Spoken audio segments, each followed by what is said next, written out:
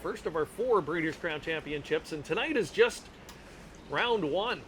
The appetizer, if you will, with the main event to come tomorrow afternoon, 8 championship finals. But tonight, the rookies have the spotlight to themselves, and an excellent field of 10 assembled here for the opening contest. It's the 2-year-old colt and gelding trot, and some very high-profile individuals coming in here. Number 3, branded by Lindy.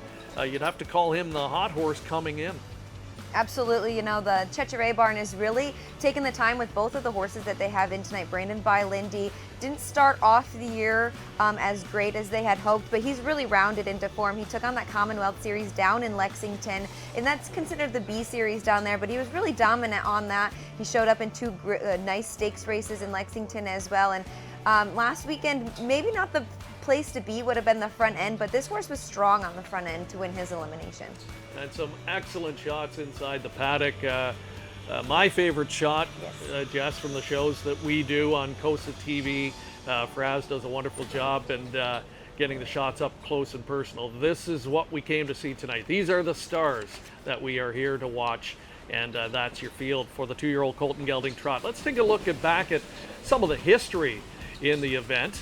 And in this particular division, the stakes record, we only have to go back to a year ago on a streak. Set the mark, 52-4 last year at Hoosier Park. Record purse for Muscle Hill back in 2008, $700,000. When you see top driver, top trainer in this category, no surprise there. Absolutely not. John Campbell taking home the trophy in this division 4 times with the trainer Jimmy Takter 5 times. You know, when Jimmy talks about the Breeders' Crown, he takes so much pride in his work and in his horses. Such a great horseman. And then you see the top owners, Jerry Silva and Christina Takter with 3, and the Breener Walnut Hall Limited with 3 trophies as well. It's much drier in here than it is outside. We're here with Lucas Wallin, who trains Rebuff in this race. And Lucas, the clouds let the rain go just as you guys were heading out onto the racetrack. Any problems you think for Rebuff tonight? No, you know, if I could choose, it would have waited another 10 minutes. But you know, it's same for all horses, and you know, we should be okay. Now, Rebuff had a little bit of a slow start to his career. Talk about the growth you have seen with this colt. Yeah, it's been really, really good. Like you say, he had a little tough time there in the beginning, but he showed a lot of speed. So we have always been very confident. And the last couple of starts, he's really getting better and better. And one thing I noticed about his elimination, he gapped off cover as they headed up the backstretch, and you know, looked like he was having trouble keeping up. But boy, through the stretch, he had a really powerful kick home. Yeah, exactly. Yeah, he's still really green, and he was looking at stuff and so on. And like you said, last quarter, he was really kicking in. Now, you made your debut in 2020 with 2 finalists. What would it mean for you to win your first Breeders' Crown here today? Yeah, I could probably not describe it, but that will be pretty awesome. That's for sure. All right, Lucas, thank you, and good luck coming up here in the 6th race. Thank you very much. We're going to send it upstairs, and speaking of Breeders' Crown legends, the one and only Roger Houston calling the first couple for us tonight. Deceiver, Temporal Hanover, duly resolved, Majestic J, and Fast as the Wind. In behind the Preferred Equine starting gate, and here they come for the 2-year-old colt and gelding Breeders' Crown final.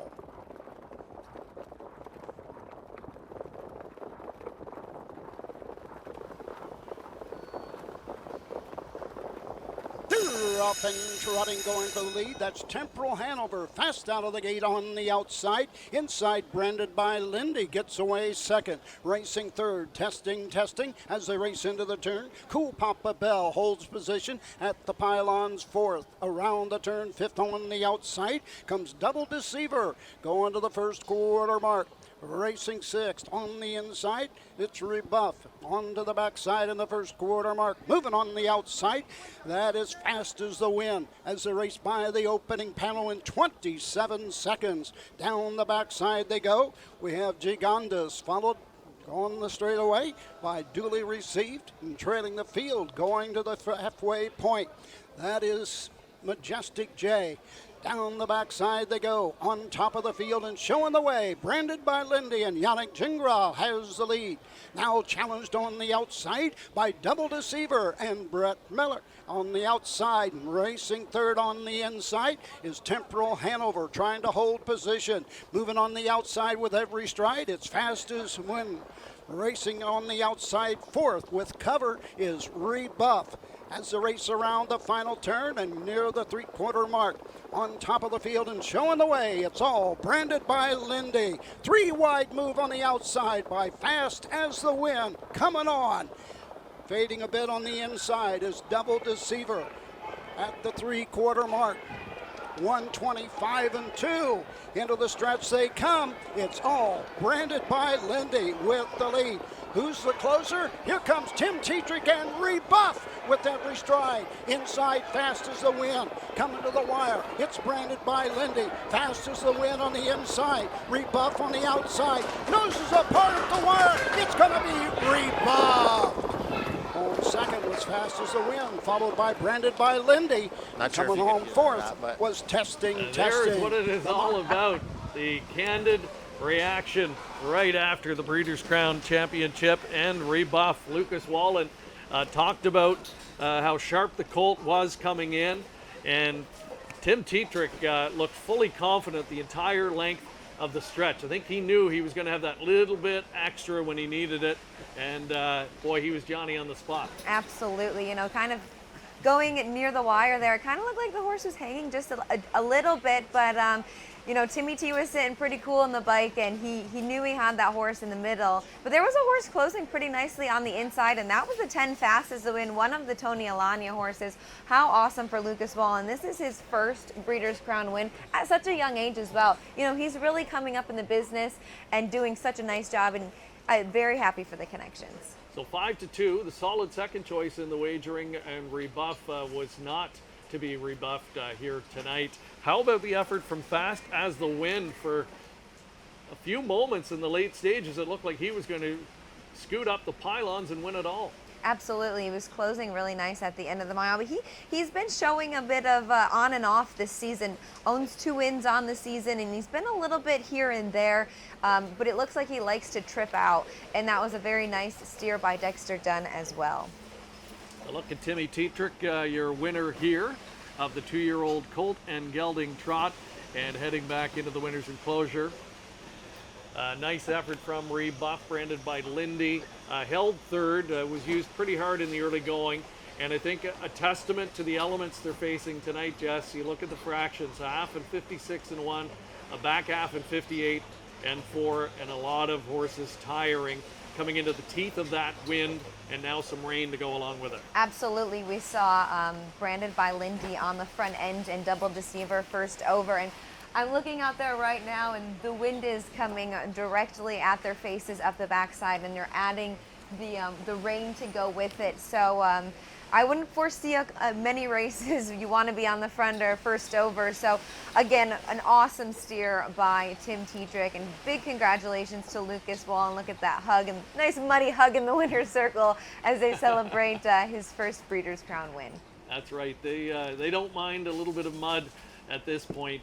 All smiles and ecstatic winner's circle celebration. Timmy Tetrick, he had his lone win in the division a few years back with Walner, the horse that is making such a splash with his first crop on the trotting side this year.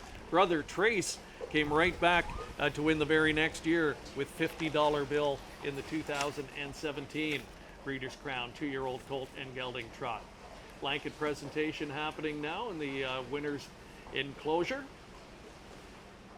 And getting a look at the connections making their way back, and a good indication there of the weather that we're dealing with tonight. It's been a familiar scene. We hate to say it. We're harping on it, but in recent years, it seems that this has been the norm. So it really is a true year-end test. And as often is the case, you have to try and identify the horses that are getting sharp at the right time and getting a little bit better as the season wears on. And I think Rebuff fit that to a T. Absolutely. We talked to Lucas last week after that race in the winner's circle, and he just said he was aiming him towards the bigger races at the end of the year, and wanting to peak at the right time. These horses have a long season, and there's a lot of money to be made at the end of the year, and he's done such a phenomenal job with this colt, and it really showed tonight, going against the elements, fighting off that horse on the inside, and super happy for the connections. Lots of smiles in the rainy winner's circle. Lucas, another name that we're going to hear much more from, I think, in the coming years. A look at the happy Winner's Circle celebration, the first of our Breeders' Crown Championships 2021 as we get things underway. The second week, and I was like, absolutely, and from there it's been history so far, so good. Yeah, some good history you're making right now. Talk to us about this trip tonight. He came from far back, a little bit of a wild race, in and out, whatnot. What happened here in this event? Yeah, I was third over, which I was happy with that. They went a very strong first quarter, and with the conditions, I was hoping they'd come back to us, and they did. And I was following live cover, and me and Dex had to go 3 wide a little bit early. But this colt's been racing really good and charging hard, and he got it done today. Not only did you have to get by a nice colt on the front end there, with the favorite on the lead, Dexter actually had trouble with a big long shot at the inside. You guys had to battle all the way to the finish. I thought I had Dex put away, and then the next day I look over and he's coming back at us again, and my horse got a little lost halfway down the lane. He almost made a break, but then he finished it off, so the paycheck won't say what he did. Yeah, that's right. And for anyone that may not have the luxury, as you and I do, of standing in this winner's circle right now, talk about these conditions here tonight. Is it tough to see out there? How bad is it? It's like a beautiful sunny day right now. You win a Breeders' Crown, nothing else matters. Yeah, I don't blame you for that. I did not, so I'm going to head back in soon. Congratulations, Tim. Rebuff, the 2-year-old Breeders' Crown champion. All right, welcome back. And yes, we are just slightly better off here. The rain is blowing in on us, and again, the tent is swaying to and fro, as they say.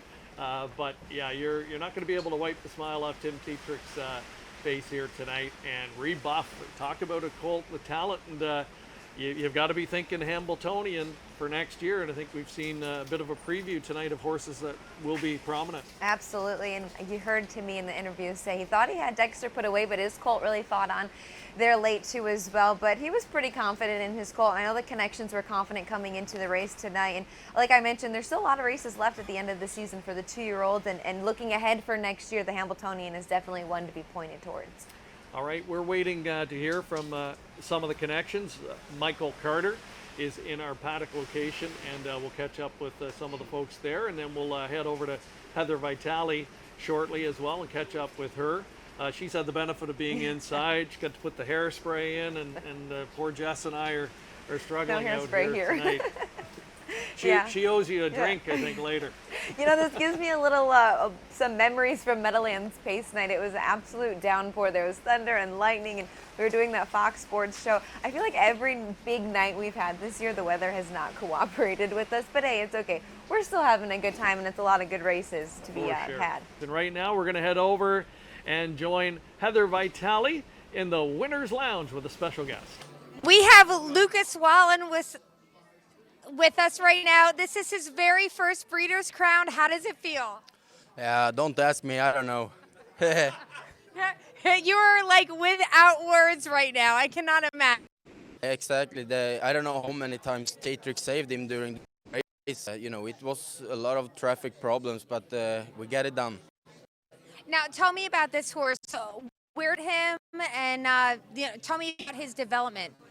Yeah, I bought him in Lexington for only $200,000, and I didn't have any owners on him. So I was probably calling and texting and emailed 30 people, but finally I found 2 guys. One guy in Netherlands and then a Norwegian guy. It's been.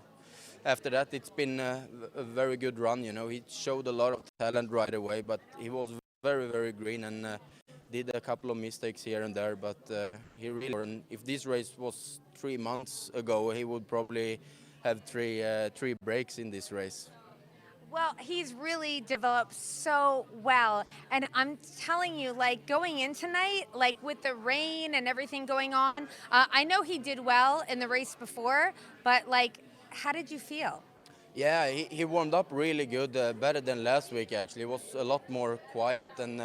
But when the rain started and then the wind, it's 2-year-olds. But I was probably not more worried than anyone else. But, I wouldn't blame any of the I wouldn't blame him if he would have made it to these conditions. Congratulations to you. And let me just tell you guys that Lucas walked into this party room with his hands in the air. Yes! You hear this in the lots of cheers. Lots of champagne. We are having so much fun in here, and congratulations on your first Breeders' Crown win. Thank you so much.